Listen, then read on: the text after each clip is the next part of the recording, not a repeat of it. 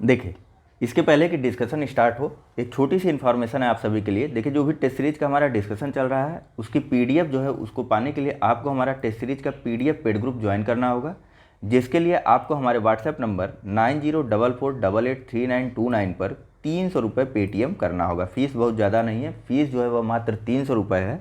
यदि आप Paytm use नहीं करते हैं तो आप हमारी UPI ID 9044883929 @Paytm लिख करके किसी भी पेमेंट ऐप से पेमेंट कर सकते हैं। आपको वहाँ पर जो नाम शो होगा वह मयंक चतुर्वेदी के नाम से शो होगा। ठीक है। अब देखिए, इस पीडीएफ पेड ग्रुप में आपको क्या क्या प्रोवाइड करवाया जाएगा। तो इसमें आपको कुल टोटल 50 से ज़्यादा टेस्ट सीरीज प्रोवाइड करवाई जाएंगी। साथ ही जनवरी से लेकर के प्रीलिम्स की परीक्षा होने तक के सभी महीनों के मंथली करंट क्विज प्रोवाइड करवाए जाएंगे।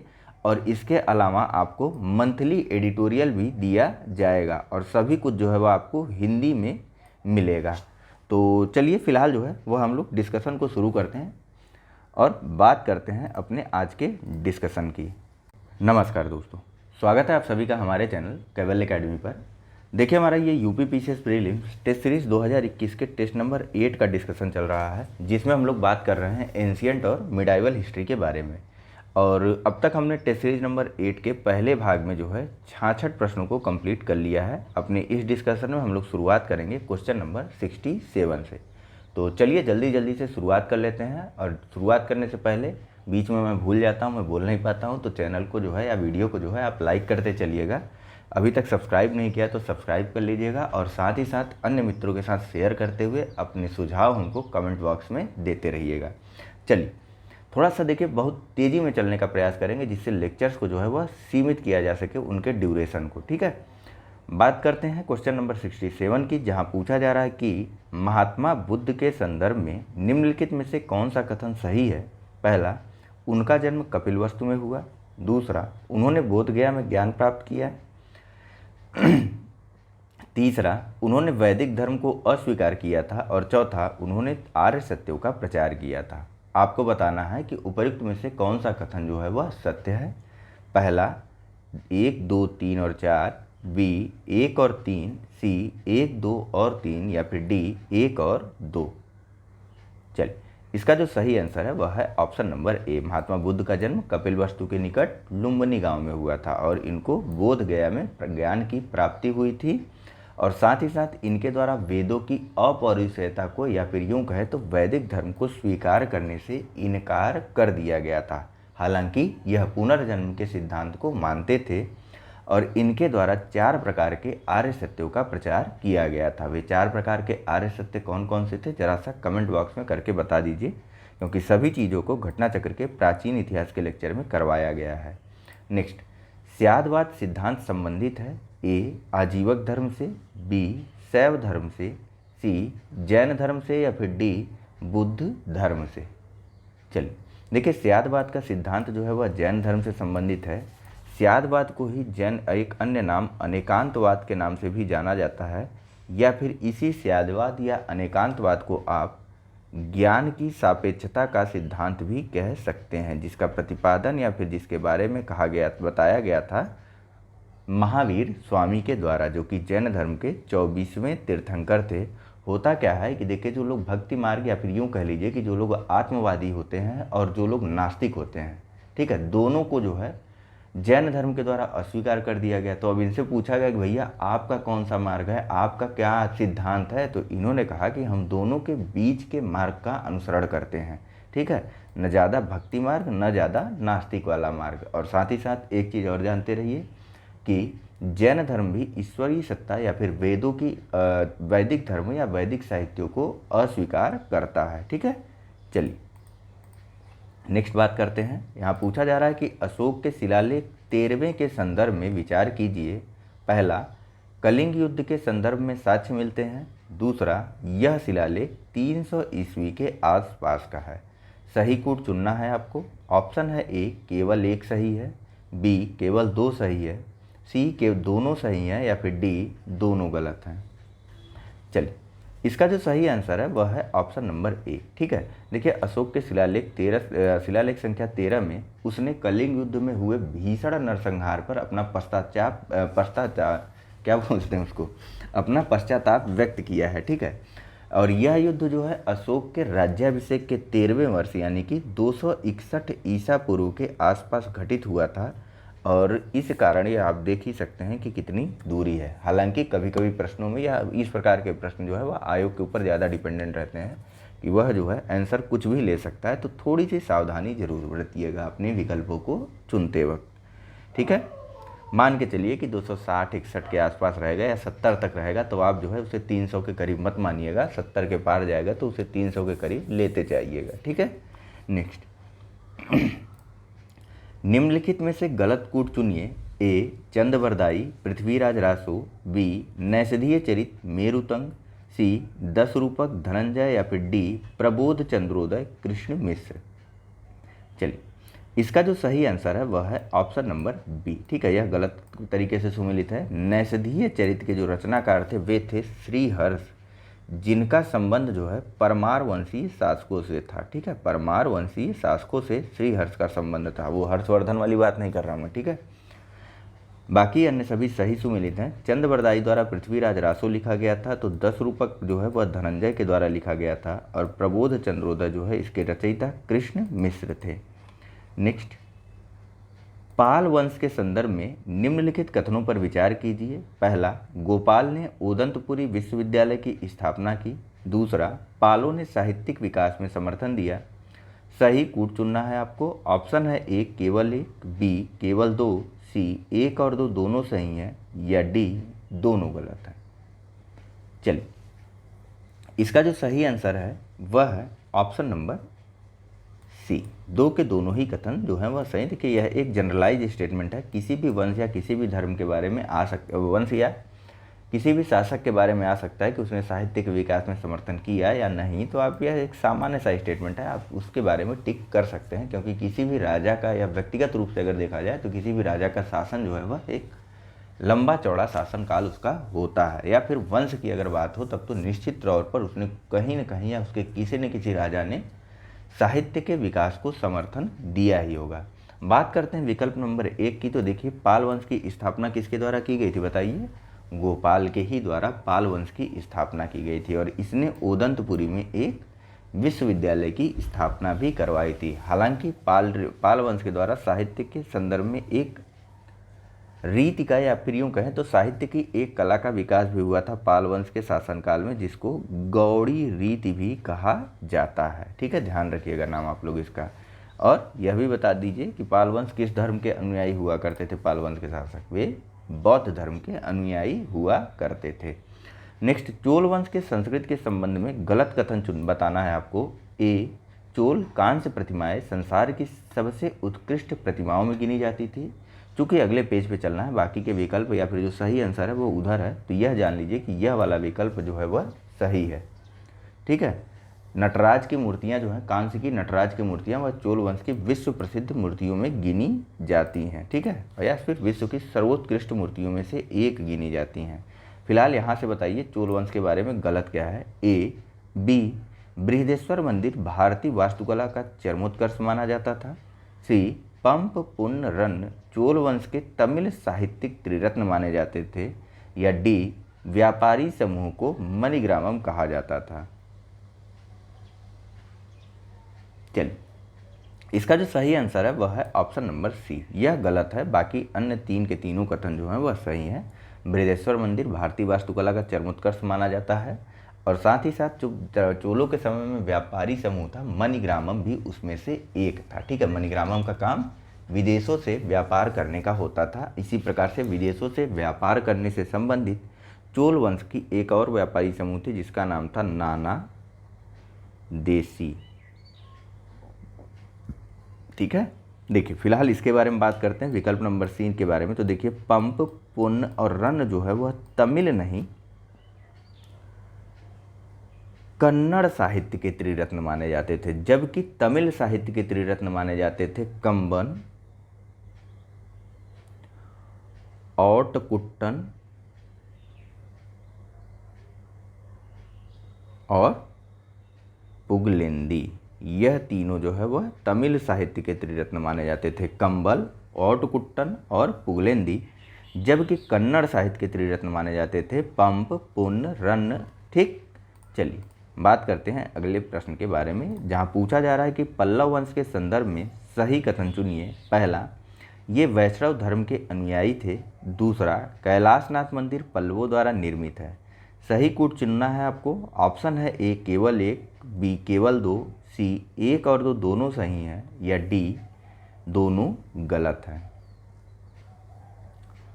चलिए, इसका जो सही आंसर है वह है ऑप्शन नंबर सी, दो के दोनों ही कथन जो है वह सही हैं। देखिए, पल्लव वंश की स्थापना जो है वह सिंह विष्णु के द्वारा की गई थी, जिसका शासनकाल 575 से 600 ईसा पूर्व तक का था। 600 ईस्वी तक का, ठीक है, ईसा पूर्व ने 575 से 600 ईस्वी तक का था। किसका का शासनकाल? सिंह विष्णु का, जो कि पल्लव वंश का संस्थापक था, ठीक है, और यह जो है वैष्णव धर्म का अनुयायी था। जबकि आगे चल करके पल्लव वंश के एक शासक नरसिंह वर्मन द्वितीय द्वारा जो है कांची के कैलाशनाथ मंदिर का निर्माण करवाया गया था, जिसको राज सिद्धेश्वर मंदिर भी कहा जाता है। ध्यान रखिएगा, ठीक है, कांची के कैलाशनाथ मंदिर को राज सिद्धेश्वर मंदिर भी कहा जाता है। और इसी राज सिद्धेश्वर या फिर कैलाशनाथ मंदिर से जो है द्रविड़ स्थापत्य कला की शुरुआत हुई थी। नेक्स्ट, गुप्तकालीन प्रसिद्ध मंदिर हैं एक तरफ, और दूसरी तरफ उनसे संबंधित स्थान है। इनको आपको नीचे दिए कूट की सहायता से सुमेलित करना है। ए विष्णु मंदिर भूमरा मध्य प्रदेश, बी शिव मंदिर तिगवा जबलपुर, सी पार्वती मंदिर नैना कुठार मध्य प्रदेश, या फिर डी दशावतार मंदिर देवगढ़ उत्तर प्रदेश। कूट है 2 1 3 4, बी 4 3 2 1, सी 2 3 1 4, या डी 1 2 3 4। चलिए, इसका जो सही आंसर है वह है ऑप्शन नंबर ए, ठीक है, 2 1 3 4। देखिए, बस सिंपल है, सारे जो हैं वह सही सुमिलित। देखिए, विष्णु मंदिर जो है यह तिगवा जबलपुर में स्थित है, और शिव मंदिर जो है यह भूमरा मध्य प्रदेश में स्थित है। बाकी दोनों सही सुमेलित हैं। पार्वती मंदिर जो है वह मध्य प्रदेश के नैना कुठार में स्थित है, और दशावतार मंदिर जो है वह देवगढ़ उत्तर प्रदेश में स्थित है, ठीक है, ललितपुर देवगढ़ उत्तर प्रदेश में। देखिए, फिर से बता दे रहा हूँ, यह सभी गुप्तकालीन मंदिर हैं। विष्णु मंदिर, शिव मंदिर, पार्वती मंदिर और दशावतार मंदिर, जिनकी अवस्थिति जो है वर्तमान में विष्णु मंदिर की तिगवा जबलपुर में है, शिव मंदिर की भूमरा मध्य प्रदेश में, पार्वती मंदिर की अवस्थिति है नैना कुठार मध्य प्रदेश में, और दशावतार मंदिर जो है वह गुप्तकालीन दशावतार मंदिर जो है वह उत्तर प्रदेश के देवगढ़ में स्थित है। नेक्स्ट, विजयनगर आने वाले विदेशी यात्री एवं शासन के संदर्भ में गलत युग्म चुनिए। ए अब्दुल रज्जाक देवराय द्वितीय, बी निकोलो कॉन्टी देवराय प्रथम, सी बारबोसा अच्युत राय, या फिर डी डोमिंग पयास कृष्णदेव राय। चलिए, देखिए, इसका जो सही कथन है वह है ऑप्शन नंबर सी, बारबोसा जो है वह आया था किसके काल में? कृष्ण प्रथम के काल में आया था, या यूं कह दीजिए तो कृष्ण प्रथम कह रहा हूँ, कृष्णदेव राय के समय ही बारबोसा आया था। और बारबोसा कहाँ का निवासी था? तो बारबोसा जो है वह पुर्तगाल का रहने वाला था। बाकी अन्य सभी जो है वह सही सुमेलित हैं। अब्दुल रज्जाक देवराय द्वितीय के शासनकाल में आया था विजयनगर। निकोलो कॉन्टी देवराय प्रथम के शासनकाल में विजयनगर आया था, जबकि बारबोसा और डोमिंग पयास जो है यह कृष्णदेव राय के शासनकाल में विजयनगर साम्राज्य की यात्रा पर आए थे। नेक्स्ट, सातवाहन युग के संदर्भ में निम्नलिखित कथनों पर विचार कीजिए। पहला, इनका विस्तार महाराष्ट्र से लेकर के आंध्र प्रदेश तक फैला हुआ था। दूसरा, शक सातवाहनों के सबसे बड़े प्रतिद्वंदी थे। और तीसरा, गौतमी पुत्र सातकर्णी सातवाहन का सबसे महान शासक था। आपको बताना है कि उपर्युक्त में से कौन सा कथन जो है वह सही है। ऑप्शन है ए केवल एक, बी केवल दो, सी सभी सही हैं, या डी सभी गलत हैं। चलिए, इसका जो सही आंसर है वह है ऑप्शन नंबर सी, सभी के सभी सही हैं। देखिए, सातवाहनों के साम्राज्य का विस्तार महाराष्ट्र से लेकर के आंध्र प्रदेश और कर्नाटक राज्यों तक फैला हुआ था, और यहीं से इनके अधिकतर सिक्के और अभिलेख भी प्राप्त हुए हैं। दक्कन में सातवाहनों के जो सबसे बड़े प्रतिद्वंदी थे वे थे शक शासक, और एक समय तो ऐसा भी आया था जब शकों ने महाराष्ट्र एवं पश्चिमी भारत से शकों को बेदखल या फिर निष्कासित तक भी कर दिया था, ठीक है। और वहीं गौतमीपुत्र सातकर्णी जो है वह सातवाहन वंश का एक महान शासक था, जिसके द्वारा पुनः सातवाहन वंश की प्रतिष्ठा को स्थापित किया गया था। इसका शासनकाल 106 से लेकर के 130 ईस्वी तक का था। यही लिखने में बड़ी समस्या होती है, इसीलिए क्या बताया जाए। चलिए, सल्तनतकालीन मंत्री और संबंधित विभाग में गलत युग्म चुनिए। ए आरिज ए मुमालिक सैन्य विभाग प्रमुख, बी दीवान ए इश्तिहाक पेंशन विभाग, सी सद्र उस सुदूर विदेश विभाग, या डी दीवान ए खैरात दान विभाग। चलिए, इसका जो सही आंसर है वह है ऑप्शन नंबर सी, सद्र उस सुदूर जो है यह धर्म विभाग था, न कि विदेश विभाग। ठीक है, बाकी अन्य सभी सही सुमिलित हैं। आरिजे मुबालिक जो है वह एक सैन्य विभाग था। दीवान ए इश्तिहाक जो है वह सल्तनत काल में पेंशन विभाग था, और दीवान ए खैरात जो है वह सल्तनत काल में दान विभाग था। ठीक है, अभी इसी टेस्ट में बात हुआ ना, दीवान ए खैरात की स्थापना किसने की थी बताइए तो। चलिए आइए, विभाग एवं उसको बनाने वाले सुल्तान से संबंधित गलत युग्म चुनिए। आ गया है प्रश्न ही ना, इसीलिए छोड़ दिया। ए दीवान ए कोही मोहम्मद बिन तुगलक, बी दीवान ए अर्ज बलबन, सी दीवान ए मुश्तकराज अलाउद्दीन खिलजी, डी दीवान ए खैरात गयासुद्दीन तुगलक। चलिए, इसका जो सही आंसर है वह है ऑप्शन नंबर डी। ठीक है, दीवान ए खैरात की स्थापना गयासुद्दीन तुगलक नहीं फिरोज शाह तुगलक के द्वारा की गई थी।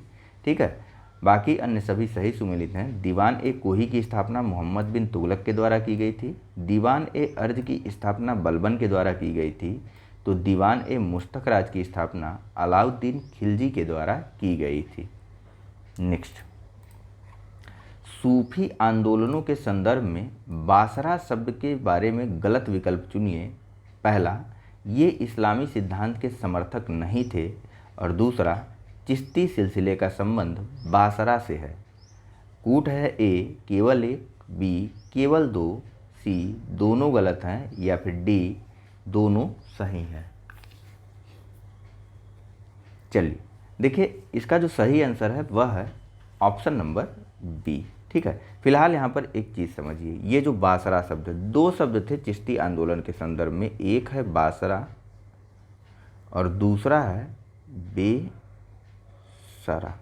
यह दोनों अलग अलग शब्द हैं, ध्यान रखिएगा। एक तो है बासरा और दूसरा है बेसरा।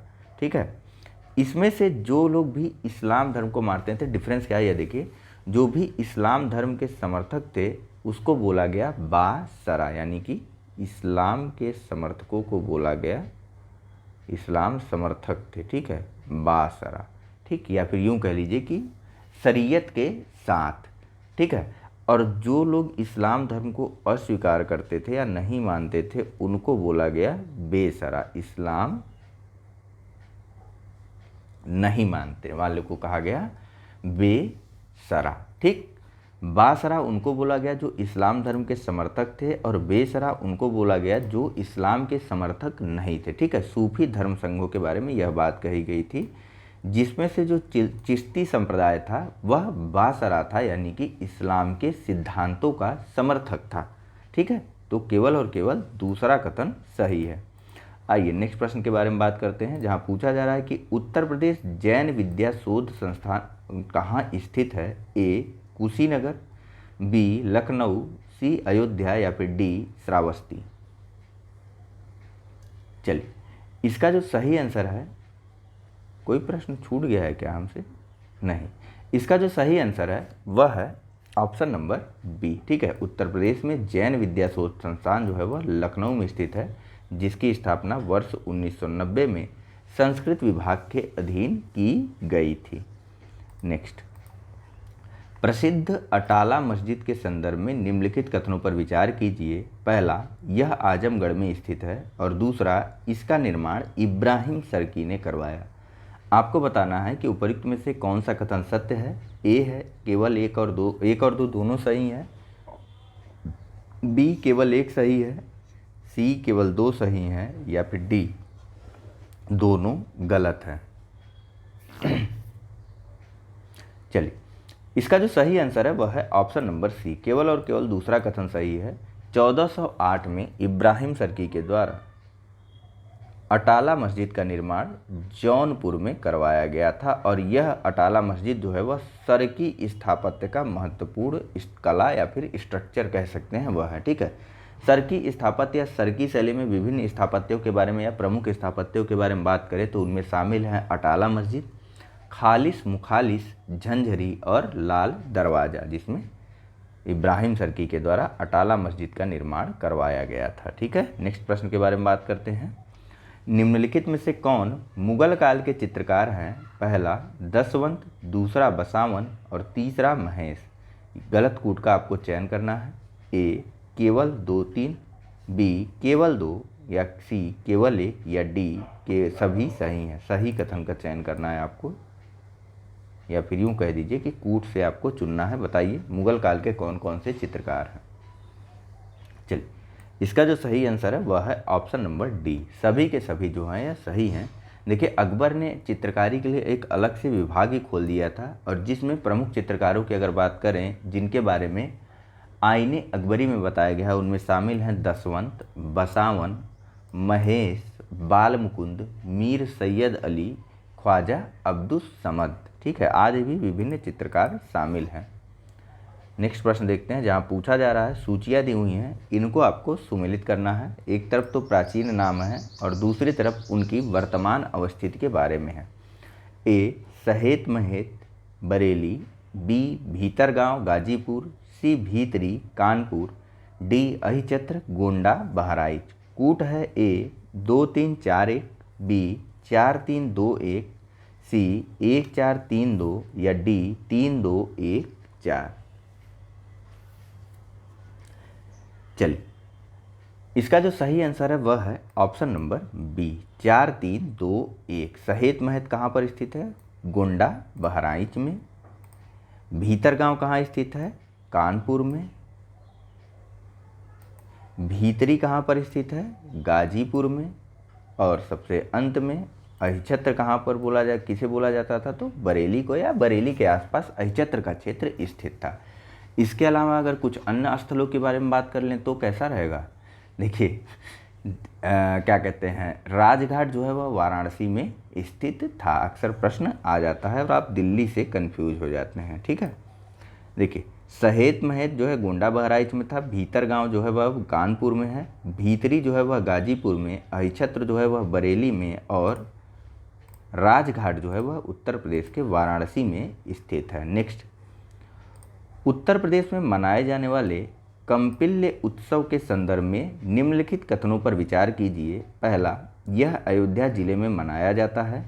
दूसरा, इसका संबंध हिंदू मुस्लिम एकता से है। आपको बताना है कि उपयुक्त में से कौन सा कथन सत्य है।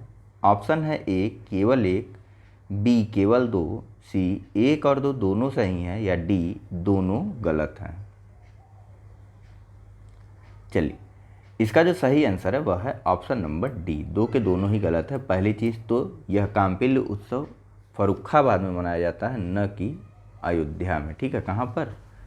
फर्रुखाबाद में। ठीक है, और दूसरी चीज़, यह हिंदू मुस्लिम एकता का नहीं प्रतीक है। यह जो है फर्रुखाबाद के रामेश्वर नाथ तथा जैन मंदिरों में आयोजित किया जाता है। कौन सा उत्सव? तो कांपिल्य उत्सव। नेक्स्ट, लोक नृत्य हैं एक तरफ और दूसरी तरफ उनके परफॉर्म करने वाले क्षेत्र हैं एक, और इनको आपको नीचे कूट की सहायता से सुमेलित करना है। ऑप्शन है ए ख्याल नृत्य ब्रज, बी चरकुला नृत्य अवध क्षेत्र, सी जोगनी नृत्य बुंदेलखंड, या डी नटवरी नृत्य पूर्वांचल क्षेत्र। कूट है ए 3-1-2-4, बी 1-2-4-3, सी 2-1-4-3, या डी 4-1-2-3।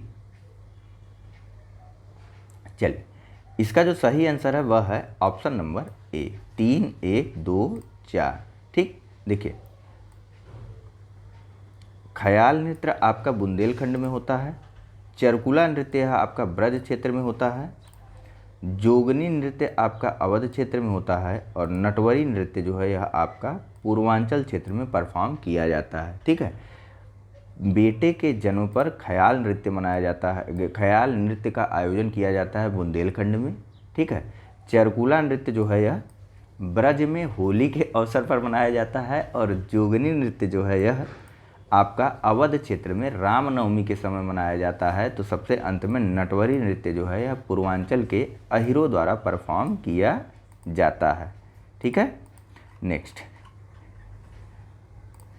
निम्नलिखित में से कौन सुमेलित नहीं है? ए शंभू महाराज कथक, बी खुर्शीद अली ख्याल, सी लच्छू महाराज हारमोनियम, या डी अमजद अली खान सरोद। चलिए, इसका सीधे से आंसर आप सबको पता है, लच्छू महाराज जो हैं वह किससे संबंधित थे? कथक शैली से संबंधित थे। ठीक है, बाकी अन्य सभी जो हैं वह सही सुमेलित हैं। लच्छू महाराज और शंभू महाराज दोनों ही कथक शैली से संबंधित थे, जबकि खुर्शीद अली जो है वह ख्याल संगीत से संबंधित हैं। तो अमजद अली खान जो है सरोद के वादन से संबंधित है। नेक्स्ट, उत्तर प्रदेश के जैन और बौद्ध दोनों धर्मों का प्रसिद्ध स्थान है। ए कौशाम्बी, बी सारनाथ, सी देवी पाटन, या फिर डी कुशीनगर। चलिए देखिए, उत्तर प्रदेश का कौशाम्बी जो है वह जैन धर्म के 6वें तीर्थंकर पद्म प्रभु से संबंधित है। तो कौशाम्बी में ही थेर पंथ का प्रमुख केंद्र स्थित है और यहाँ पर अशोक का एक लघु स्तंभ भी स्थित है। तो घोषिताराम विहार भी स्थित है बौद्धों का। ठीक है। नेक्स्ट, महाजनपद एवं उनके विस्तार के संबंध में निम्नलिखित युग्मों पर विचार कीजिए। पहला, पांचाल फर्रुखाबाद बरेली के आसपास, दूसरा कुरु मेरठ के आसपास, तीसरा वत्स कौशाम्बी प्रयागराज के आसपास, चौथा मल्ल कुशीनगर देवरिया के आसपास। गलत युग्म आपको बताना है। ऑप्शन है ए 1 और 3, बी केवल 1, सी सभी सुमेलित हैं, या फिर डी सभी असुमेलित हैं। चलिए, इसका जो सही आंसर है वह है ऑप्शन नंबर सी, सभी के सभी कथन जो है वह सही सुमेलित हैं। देखिए, पांचाल जो है वह फर्रुखाबाद एवं बरेली के आसपास स्थित था, कुरु जो है वह मेरठ के आसपास स्थित था, तो वत्स जो है वह कौशाम्बी के आसपास स्थित था, और मल्ल राज्य जो है वह कुशीनगर देवरिया के आसपास स्थित था।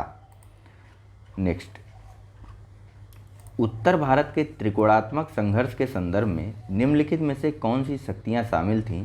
पहला गुर्जर, दूसरा राष्ट्रकूट, तीसरा वर्धन साम्राज्य, और चौथा पल्लव। सही कूट चुनना है आपको। ऑप्शन है 1 और 2, बी 2 और 3, सी 1, 2 और 4, डी केवल 2। चलिए, इसका जो सही आंसर है वह है ऑप्शन नंबर ए। ठीक है, गुर्जर, राष्ट्रकूट और साथ ही साथ बताइए एक और कौन सी शक्ति शामिल थी? पाल।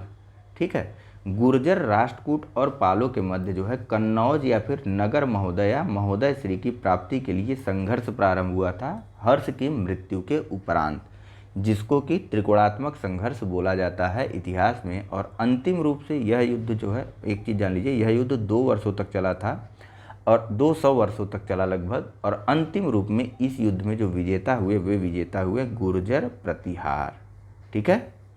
चलिए, नेक्स्ट प्रश्न के बारे में बात करते हैं, जहां पूछा जा रहा है कि गुप्तकालीन कानपुर स्थित भीतर गांव के मंदिर के संबंध में विचार कीजिए। पहला, यह मंदिर पत्थर से निर्मित है, दूसरा इसकी मुख्य विशेषता शिखर है, और तीसरा मंदिर ऊंचे चबूतरे पर निर्मित है। आपको बताना है कि उपरोक्त में से कौन सा कथन जो है वह सत्य है। ए सभी कथन सही हैं, बी 2 और 3 सही हैं, सी केवल 2 सही है, या फिर डी 1 और 3 सही हैं। चलिए, इसका जो सही आंसर है वह है ऑप्शन नंबर बी। देखिए, गुप्तकालीन में कानपुर के भीतर गांव में एक मंदिर बनाया गया था। ठीक है, यह मंदिर जो है ईंटों से बनवाया गया था, न कि पत्थरों से। पहली चीज़। दूसरी चीज़, यह मंदिर जो है इस मंदिर की जो प्रमुख विशेषता है वह इसके शिखर के रूप में है, या इसके शिखर के लिए है, जिसकी छत जो है वह पिरामिड के आकार की है। ठीक है, पिरामिड कैसा होता है? पिरामिडाकार बोल दीजिए। पिरामिड कैसा होता है? तो ऐसा ना। ठीक है, तो इसका शिखर या इसकी छत जो है वह पिरामिडाकार है, और यह मंदिर एक ऊंचे चबूतरे पर बनाई गई है। आपको यह बताना है कि यह कानपुर का भीतर गांव मंदिर के मुख्य देवता कौन से हैं, यह किनको समर्पित है।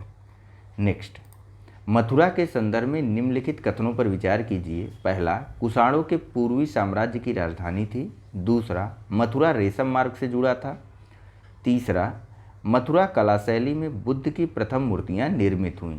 आपको बताना है कि उपर्युक्त में से कौन सा कथन जो है वह सत्य है।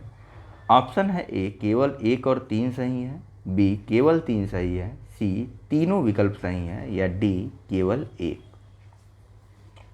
चलिए, इसके तीन के तीनों ही कथन जो है वह सही है। मथुरा देखिए कुषाणों के पूर्वी साम्राज्य की राजधानी थी और यहाँ से कुषाणकालीन अनेकों सिक्के हमको मिले हैं, या काफ़ी मात्रा में सिक्के यहाँ पर हमको मिले हैं कुषाणकालीन।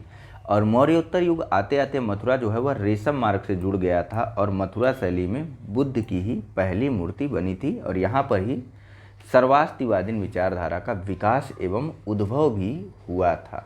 ठीक है,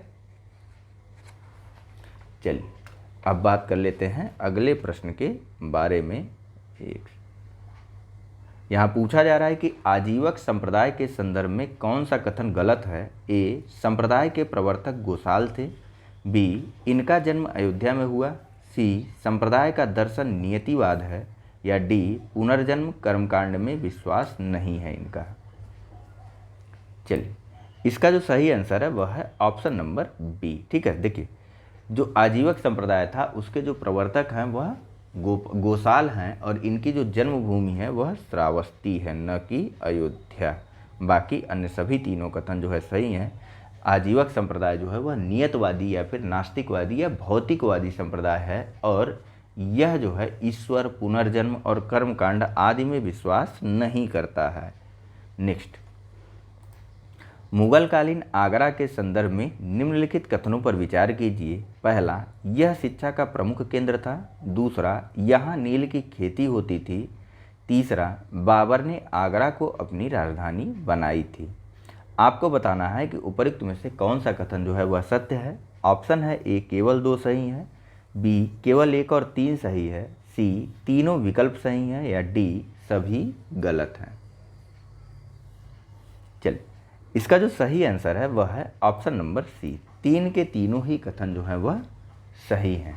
ठीक, देखिए मुगल काल के संस्थापक कौन था, तो मुगल काल का जो संस्थापक था बाबर, उसने जो है आगरा को अपनी राजधानी बनाई थी और आगरा उसके समय में शिक्षा के प्रमुख केंद्र में विकसित हुई थी और यहाँ पर यानी कि आगरा के आसपास के जो क्षेत्र थे या राजधानी के क्षेत्र आसपास के जो क्षेत्र थे वहाँ पर नील की खेती भी होती थी।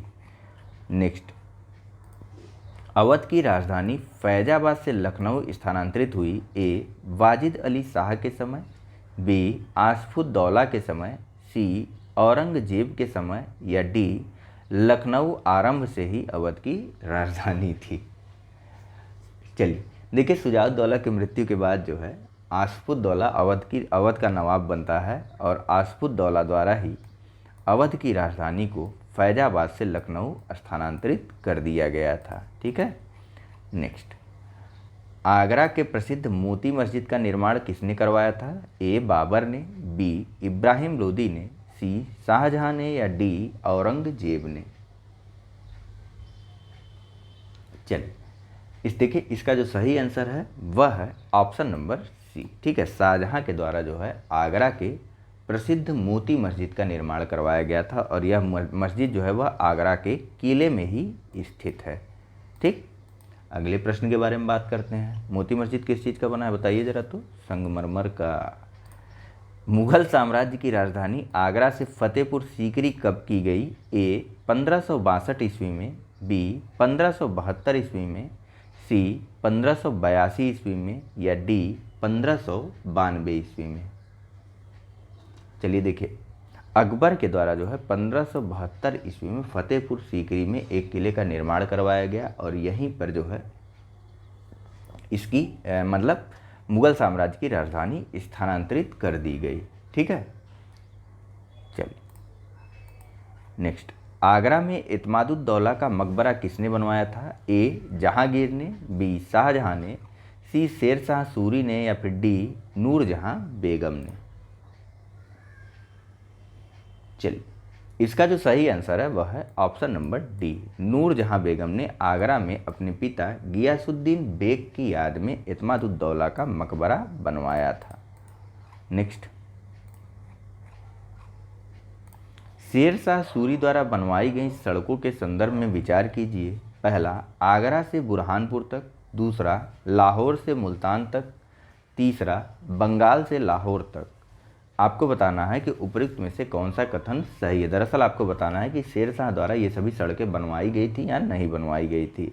ऑप्शन है ए केवल 3, बी केवल 2 और 3, सी सभी सही हैं, या डी कोई नहीं। चलिए देखिए, शेरशाह सूरी ने कुल 4 सड़कों का निर्माण करवाया था। फिलहाल जो इसका सही आंसर है वह है ऑप्शन नंबर सी, सभी के सभी सही हैं। एक तो सड़क थी उसकी आगरा से बुरहानपुर तक, उसका निर्माण करवाया गया था। दूसरी जो थी वह आगरा से चित्तौड़ तक बनवाई गई थी। तीसरी जो सड़क थी वह बनवाई गई थी लाहौर से मुल्तान तक, ठीक है। और चौथी जो सड़क थी वह बंगाल के सोनार से लेकर के लाहौर तक बनवाई गई थी, जिसको जीटी रोड भी कहा जाता है, ठीक है, ग्रांड ट्रंक रोड। नेक्स्ट, निम्नलिखित में से कौन सा गलत युग्म है उसे आपको चुनना है। एक तरफ लोकगीत हैं और दूसरी तरफ क्षेत्र हैं। ए सोहर अवध, बी फाग ब्रज, सी हरदौल पश्चिमी उत्तर प्रदेश, या डी आल्हा बुंदेलखंड।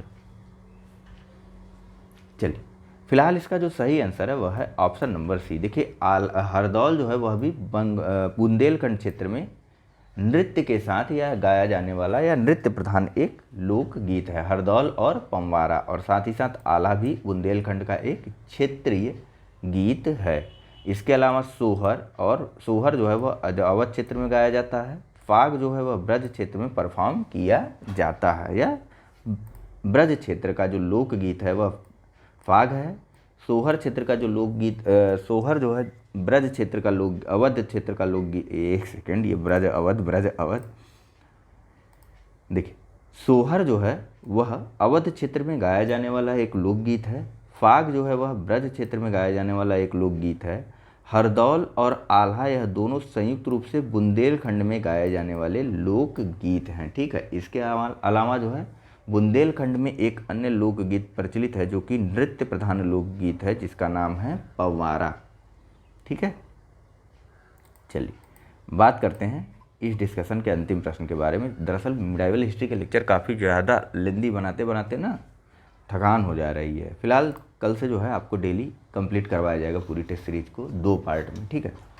तो यहाँ पूछा जा रहा है कि मोहम्मद बिन तुगलक के संदर्भ में निम्नलिखित कथनों पर ध्यान दें। पहला, इब्न बतूता इसके दरबार में आया था। दूसरा, हिंदुओं के त्यौहार जैसे होली में भाग लेता था। तीसरा, देवगिरी को अपनी राजधानी बनाया था। आपको बताना है कि उपर्युक्त में से कौन सा कथन जो है वह सत्य है। ए 1 और 3, बी केवल 3, सी सभी सही हैं, या डी सभी गलत हैं।